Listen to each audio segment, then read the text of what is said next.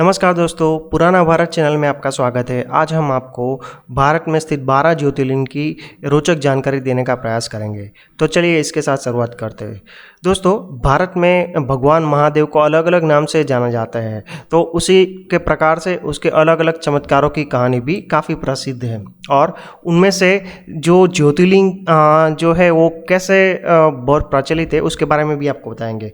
ऐसा कहा जाता है कि भारत में 64 छोटे बड़े ज्योतिर्लिंग्स हैं और ये अलग अलग जगह पर बने हुए हैं, किंतु उसमें से 12 ज्योतिर्लिंग जो बहुत प्रसिद्ध है, उसमें ऐसा कहा जाता है कि ये ज्योतिर्लिंग के दर्शन मात्र से हमारे सारे पाप धुल जाते हैं। तो ये 12 ज्योतिर्लिंग कौन कौन से हैं और कहाँ पर आए हैं, तो उसकी हम आपको रोचक जानकारी बताएंगे। और उसके साथ सोमनाथ ज्योतिर्लिंग प्रभास पाटन की पूर्व कहानी और उसका इतिहास के बारे में बताएंगे। तो चलिए शुरुआत करते हैं। सबसे पहले है सोमनाथ ज्योतिर्लिंग, जो 12 ज्योतिर्लिंगों में से एक ज्योतिर्लिंग है और वो गुजरात के काठियावाड़ क्षेत्र में वेरावल स्थित आया हुआ है। दूसरा ज्योतिर्लिंग है मल्लिकार्जुन ज्योतिर्लिंग है। ये आंध्र प्रदेश के श्रीशैलम में बना हुआ है और भगवान शिव के 12 ज्योतिर्लिंगों में से एक है और एक शक्तिपीठ में से भी एक ज्योतिर्लिंग है। उसके बाद आता है महाकालेश्वर ज्योतिर्लिंग। महाकालेश्वर ज्योतिर्लिंग शिप्रा नदी के तट पर मध्य प्रदेश के पवित्र पावन नगरी उज्जैनी में आया हुआ है और ये महाकाल के जंगलों में बना हुआ था, इसलिए इसको महाकालेश्वर ज्योतिर्लिंग के नाम से भी प्रसिद्ध है। उसके बाद आता है चौथा ओमकारेश्वर ज्योतिर्लिंग, जो नर्मदा नदी के तट पर शिवपुरी द्वीप पर बना हुआ भगवान शिव का ज्योतिर्लिंग है और ये इंदौर के पास आया हुआ है। पांचवा है बैद्यनाथ ज्योतिर्लिंग। ये साधारण बैद्यनाथ भगवान से भी जाना जाता है और ये झारखंड जिले के देवगढ़ में बना हुआ ज्योतिर्लिंग है। उसके बाद आता है भीमाशंकर ज्योतिर्लिंग, जो महाराष्ट्र के पुणे में सह्याद्री क्षेत्र में बना हुआ ज्योतिर्लिंग है और ये भीमा नदी के तट पर आया हुआ भगवान शिव का ज्योतिर्लिंग है। उसके बाद सातवां आता है रामेश्वरम ज्योतिर्लिंग। ये दक्षिण भाग में बना हुआ एकमात्र ज्योतिर्लिंग है जो तमिलनाडु की सीमा सेतु पर बना हुआ है और ये समुद्र पर आया हुआ है। ऐसा कहा जाता है कि भगवान श्री राम ने स्वयं यहाँ पे शिवलिंग का निर्माण किया था और रावण के युद्ध में विजय पाने के लिए भगवान शिव का आशीर्वाद प्राप्त किया था।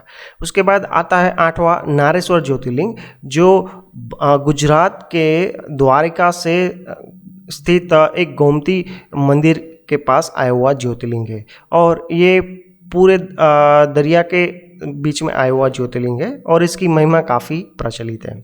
नौवां आता है काशी विश्वनाथ ज्योतिर्लिंग, जो भारत में बना हुआ सबसे प्रसिद्ध ज्योतिर्लिंग है और सबसे पहला ज्योतिर्लिंग है। यहाँ पे भगवान शिव की प्रिय नगरी काशी भी है। 10वां ज्योतिर्लिंग है त्र्यंबकेश्वर ज्योतिर्लिंग, जो नासिक में आया हुआ है और प्राचीन हिंदू मंदिर है और यहाँ पे ऐसा है कि आपको ज्योतिर्लिंग नहीं दिखाई देगा, किंतु एक जमीन में से उगड़ा हुआ स्वयंभू एक स्थान है जिसमें भगवान शिव स्वयं प्रकट हुए थे। उसके बाद आता है 11 नंबर का केदारनाथ ज्योतिर्लिंग। केदारनाथ ज्योतिर्लिंग उत्तराखंड में आया हुआ मंदाकिनी नदी के पास गढ़वाली हिमालय पर्वत की श्रृंखला में बना हुआ मंदिर है। ये पर्वतीय क्षेत्र होने के लिए कारण बहुत ही रमणीय और रसप्रद स्थान है। अगर जीवन में कभी आपको मौका मिलता है तो आपको केदारनाथ जरूर जाना चाहिए। उसके बाद 12वां आता है द्रोणेश्वर ज्योतिर्लिंग।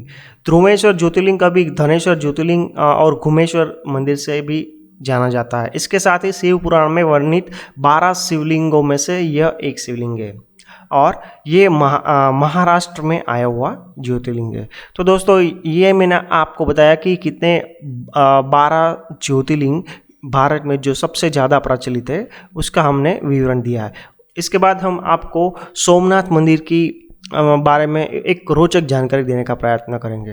दोस्तों, सोमनाथ ज्योतिर्लिंग मंदिर में भगवान शिव कैसे प्रकट हुए उसके बीच में सतयुग की एक कहानी है। एक बार चंद्र का विवाह प्रजापति दक्ष की 27 कन्याओं के साथ हुआ।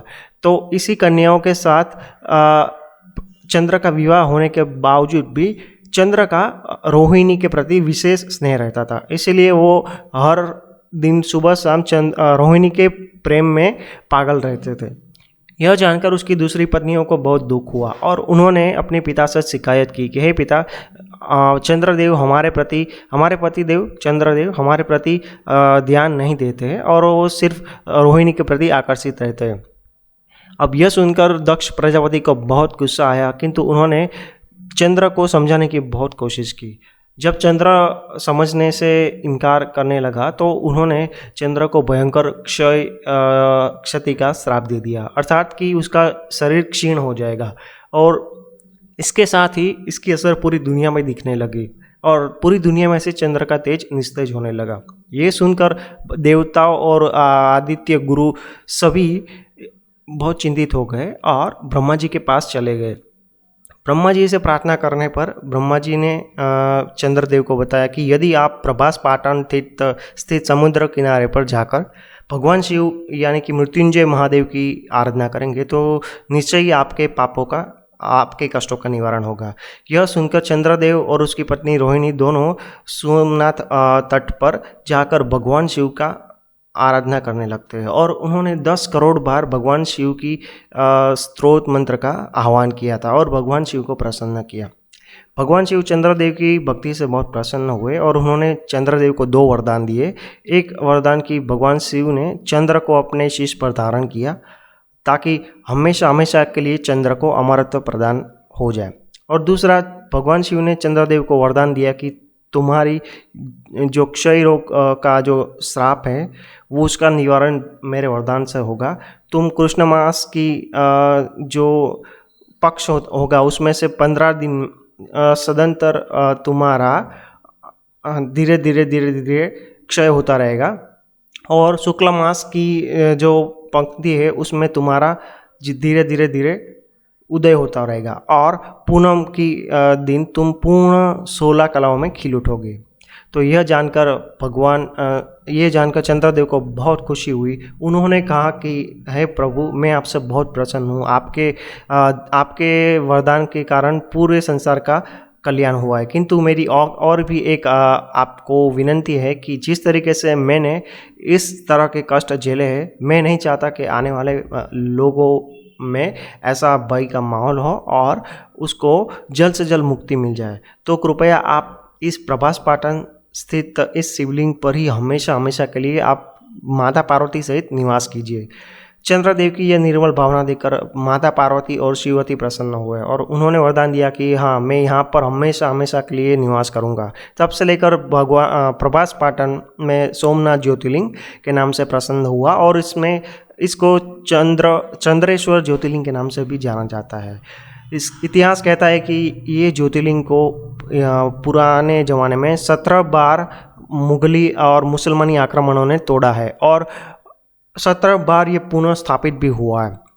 अर्वाचीन युग में इसको पुनः स्थापित करने का बेड़ा उठाया था ये हमारे गृह मंत्री ने, सरदार वल्लभ भाई पटेल ने, जिन्होंने पूरी उस समय की राज्य व्यवस्था की ऐसी की तैसी कर सोमनाथ में मंदिर को पुनः स्थापित करने का यज्ञ शुरू किया था और 1949 में वो पूरा किया था और पूरे भारतवर्ष को एक नए ज्योतिर्लिंग से पुनः स्थापित करके हिंदू धर्म की भावना को प्रसारित किया था।